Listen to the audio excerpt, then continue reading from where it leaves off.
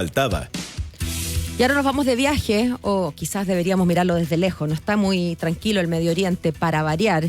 Dicen que la sombra de la guerra vuelve a proyectarse en este punto del mundo. Estados Unidos sabemos que se ha venido armando de manera bastante fuerte en la zona, hasta que llegó el USS Gerald R. Ford, el portaaviones más grande del mundo. Se esperaba que llegara a la zona y llegó. Quizás por eso mismo es que el Departamento de Estado de ese país ya autorizó la salida desde Israel de todo el personal no esencial y de las familias también. El Reino Unido evacuó a todo el personal diplomático desde Teherán, capital de Irán. Estados Unidos no tiene embajada, así que mal podría retirar a su personal. China también alertó a sus nacionales que no viajen a Irán. Es decir, hay una especie de alerta, ¿no? Ahí están todos los ojos mirando lo que pueda pasar. Y qué mejor que conversar de este tema con un especialista. Él es Edgardo Riveros, director del Centro de Estudios de Política Internacional de la Universidad Central, y además se desempeñó como ex subsecretario, o sea, más bien se desempeñó como subsecretario de Relaciones Exteriores. Así que le damos la bienvenida, Edgardo. Buenas tardes, gracias por contactarse con nosotros. Buenas tardes, Paola, un placer saludarla, a sus órdenes. Lo mismo digo. Edgardo, ¿cuál es la situación actual desde el punto de vista armamentista? ¿De qué nos habla esto en un contexto en que, bueno, hemos visto a Estados Unidos empeñado en echar por tierra el esfuerzo nuclear de Irán? Pensamos que lo habían logrado, al menos eso fue lo que dijo el presidente Trump, ¿verdad? Con bombos y platillos después del ataque del año pasado, a pesar de que desde la Agencia Internacional de Energía Nuclear nos han dicho que no está enteramente destruida esas instalaciones. Ahora hace un tiempo ya empieza a armarse Estados Unidos, llega el portaaviones, bueno, y cuando ya se producen todos estos llamados a sacar personal de la zona, uno dice, bueno, ¿estaremos de verdad a puertas de una guerra? Yo creo que por el momento estas son acciones que tienden a persuadir, porque en paralelo se están desarrollando negociaciones entre Estados Unidos e Irán, donde el foco está colocado en el hecho de que Irán no pueda lograr un enriquecimiento de uranio a niveles tales que le pueda permitir tener poderío nuclear.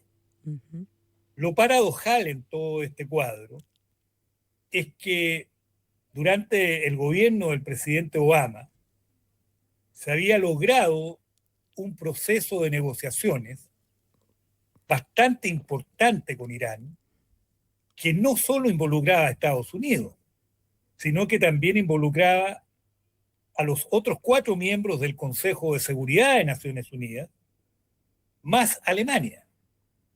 Y ese proceso de negociaciones había logrado avanzar en los términos del objetivo de obtener que Irán tuviera un enriquecimiento controlado a niveles básicos para fines no bélicos, claro, y que por lo tanto no lograra ese objetivo de enriquecimiento hasta niveles de obtener potencial nuclear bélico.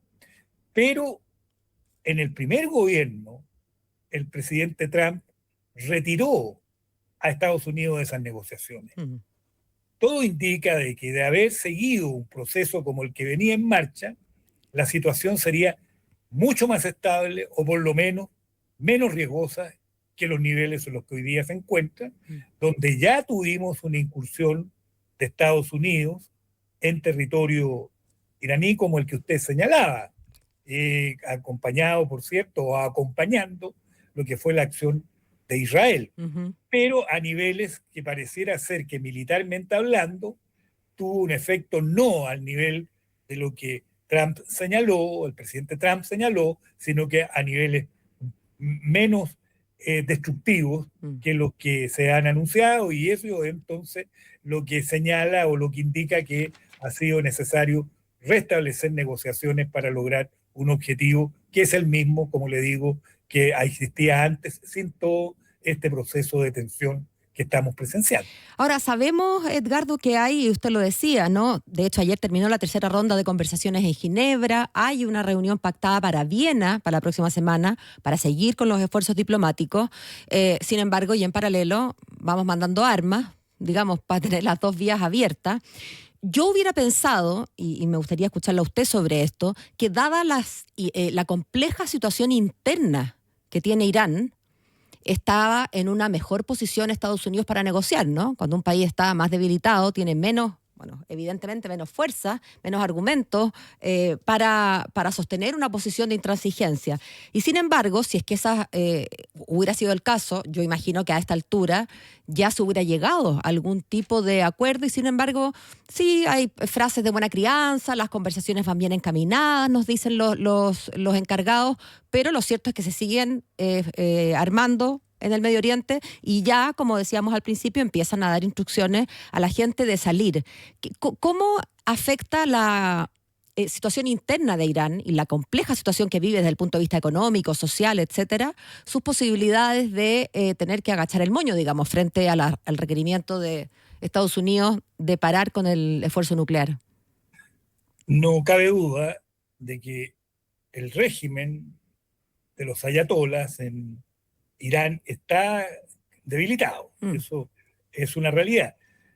Está debilitado porque, bueno, ha tenido que enfrentar y eh, observar cómo sufre los efectos de movimientos que ellos apoyan polarizadamente en lo que es la situación del Medio Oriente, pero también por la situación política interna, porque la situación interna, desde que existe el régimen que se impuso después de la caída del Shah, ciertamente que muestra signos de agotamiento, Sí. porque se basa en gran medida en la fuerza, y no solo en gran medida, sino que en el control de todo el Total. aparato policial y armado, y por cierto que reprime de manera muy fuerte cualquier atisbo de oposición o reacción Como o lo de vimos a fin de alternativa. año, ¿verdad, Edgardo? Fuimos Eh, eh, testigos de una matanza cuyos números todavía no conocemos, probablemente nunca conoceremos, pero fue feroz. Efectivamente, y uno observa que cualquier elemento de tensión, sobre todo cuando hay compromisos de fuerza, de acción armada, ¿Mm? la cohesión interna es clave. Y Mm. esa cohesión interna está lesionada, sin lugar Sí. a duda, Mm. en Irán. Y por eso que existe un elemento de debilitamiento que con el cual cuenta también quienes negocian de ver cómo presionan por esa vía. Uh-huh. Pero también no podemos dejar de poner atención en lo que está pasando en este momento entre Pakistán y Afganistán, ¿no? Que otro fenómeno de tensión armada compleja, a tal punto que se habla por parte de Pakistán de una guerra abierta y que, bueno, tiene componentes de diversa naturaleza en un cuadro que se arrastra desde que se fijaron fronteras Mm. entre lo que era Afganistán y la entonces India británica, y Claro, que se antes de la consolida partición, de la división. exactamente, y que Mm. se consolida luego cuando logran la independencia tanto India como Pakistán en el año 1947, Mm. y que abre todo un proceso también complejo, que, no ha, que ha estado con altos y bajos y que compromete la paz en cada cierto momento, y Mm. que hoy día se dice la mayor tensión desde el punto de vista bélico que se ha vivido desde la vuelta de los talibanes Hace 5 años. Mm. hace 5 años a la conducción de Afganistán. Entonces, estamos en un mundo muy convulso, Mm. con una complicación adicional. A ver. Y esa complicación adicional es que tenemos actores con poder en el mundo que no acogen o no valoran o no se sensibilizan Mm. de manera adecuada con las reglas y principios que el mundo se había dado después de esa experiencia nefasta que fue la Segunda Guerra Mundial a Mm. partir del año 1945. Entonces se habla de que el modelo, el orden internacional está en crisis, que el orden internacional está cambiando, pero uno se pregunta, bueno, ¿y por qué cambio? Vamos a terminar con el principio de que la guerra no es un instrumento admitido jurídicamente para lo que es la determinación de territorio en el mundo. Vamos a aceptar nuevamente la posibilidad de guerra de conquistas y el uso de la fuerza como instrumento en las relaciones internacionales y no a obligar a los estados a que solucionen sus controversias por la vía pacífica. Ahora, Edgardo, esa reflexión que me parece súper pertinente nos lleva, creo, derechito a Nueva York, a la central de las Naciones Unidas, ¿no? Cuando además miembros del Consejo de Seguridad de las Naciones Unidas, los líderes de esos países, o de alguno de los países que componen digamos, subgrupo dentro de las Naciones Unidas, protagonizan parte de estos esfuerzos de conquista. Bueno, claro, es como que ya las Naciones Unidas va perdiendo un poquito, se va desdibujando su rol, ¿no? Y contra eso, yo no sé cómo podríamos los países más pequeños, bueno, juntarnos, rezar, cruzar los dedos, pero no veo que tengamos demasiadas injerencias, ¿no? A ver, Paula, en eso yo creo que hay que hacer distinciones. Cuando uno habla de Naciones Unidas, Naciones Unidas en su conjunto es un sistema. Y el sistema de Naciones Unidas, si uno observa sus órganos, que es los órganos permanentes, que son 6, acaba de terminar en el mes de enero, en el mes de diciembre, terminó la 80 Asamblea General de Naciones Unidas. Porque 80 años tiene Naciones Unidas. Y se desarrolló la Asamblea General como lo que es un esfuerzo de diálogo, un esfuerzo de confrontación desde el punto de vista de ideas, y se desarrolló con normalidad. Por lo tanto, la Asamblea General de Naciones Unidas funciona. La Corte Internacional de Justicia, y bien lo sabemos los chilenos, sí, claro, que hemos tenido que comparecer ante Naciones Unidas para solucionar pacíficamente controversias con nuestros estados vecinos, funciona. El Consejo Económico y Social funciona. La Secretaría General, igual. Lo que está en crisis, a mi juicio, y lo que es un déficit de Naciones Unidas, es el Consejo de Seguridad. Sí. Es precisamente el órgano encargado de velar por la paz y la seguridad internacional, que tiene 5 miembros, 10 de ellos no permanentes y 5 permanentes, y el problema que existe, y así quedó esto establecido al término de la Segunda Guerra Mundial, que estos 5 miembros, que como sabemos son Estados Unidos, Rusia, China, el Reino Unido y Francia, tienen cada uno de ellos derecho a veto. Exacto. China. Y además, dígame si no es un contrasentido que este órgano encargado de la paz, bueno, uno de sus miembros, Rusia, está en una guerra ofensiva hace exactamente 4 años y un día. Sin duda, esa es una cuestión que por supuesto que llama a poner atención, y que Estados Unidos en la situación de Gaza haga uso del derecho a veto respecto a lo que allí sucede, y que por lo tanto paralice el accionar del órgano encargado por velar por la paz y la seguridad internacional. Entonces, ¿qué es lo que quiero señalar? Que nosotros debemos poner foco efectivamente en dónde están los problemas, unirnos los estados para hacer y presionar de que esos órganos funcionen como corresponde. Fíjese usted que hay un órgano como la Corte Penal Internacional que tiene requerido a Putin. Sí, claro, pero no tienen imperio para llevarlo, pues no tienen cómo llevárselo, ¿verdad? Bueno, mientras Rusia no sea parte de la Corte Penal Internacional, está bastante protegido en su estado. Pero para viajar a Occidente. A Occidente tuvo que hacer una ruta especial para no pasar por espacio aéreo de estados que forman parte del Estatuto de la Corte Penal Internacional. Tampoco pudo ir a Sudáfrica en una oportunidad a una reunión. Bueno, ya Netanyahu, Netanyahu, que también está requerido, fue el que tuvo que cambiar su ruta de vuelo para llegar a Nueva York cuando compareció a Naciones Unidas, porque Netanyahu también está siendo requerido por la Corte Penal Internacional. Edgardo, déjeme volver un poquito al Medio Oriente, más precisamente al tema que está pasando con Irán. Quiero tomarme de sus palabras sobre esta reflexión que hacíamos a propósito de la cohesión tan debilitada, un régimen que está desde el año 79, ¿verdad? Y que, bueno, como con una inflación desatada, con mucho descontento, y que quizás está llegando, a acercarse a su muerte natural. me pregunto si es que también esta incursión de Estados Unidos o esta eventual incursión pudiera tener como objetivo lateral darle la estocada final al régimen. Sabemos que durante las protestas del año pasado, el nombre del príncipe Reza Pahlavi como digamos, bueno, sabemos que es príncipe, hijo del Shah, que reside permanentemente en Estados Unidos, pero aparecía de repente en las pancartas, él lo que quiere es una democracia secular. También pienso en las veces en que Estados Unidos ha descabezado gobiernos en la zona con la esperanza de que venga algo mejor, y bueno, hemos conocido los resultados que claramente no han sido mejores. Pero quizás aquí hay un plan, se puede volver a algo, no sé si tiene sentido volver al régimen del 79, ha pasado mucho tiempo, pero hay al menos un líder que habla de una democracia secular como es este príncipe. ¿Cómo ve usted la posibilidad de que se aproveche el impulso, de que finalmente se utilice?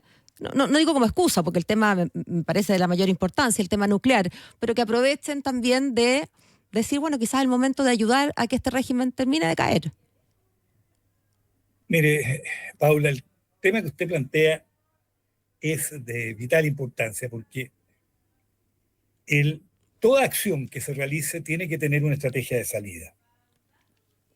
Y lo peor que puede ocurrir cuando no existe una estrategia de salida es el vacío. Y el vacío de poder.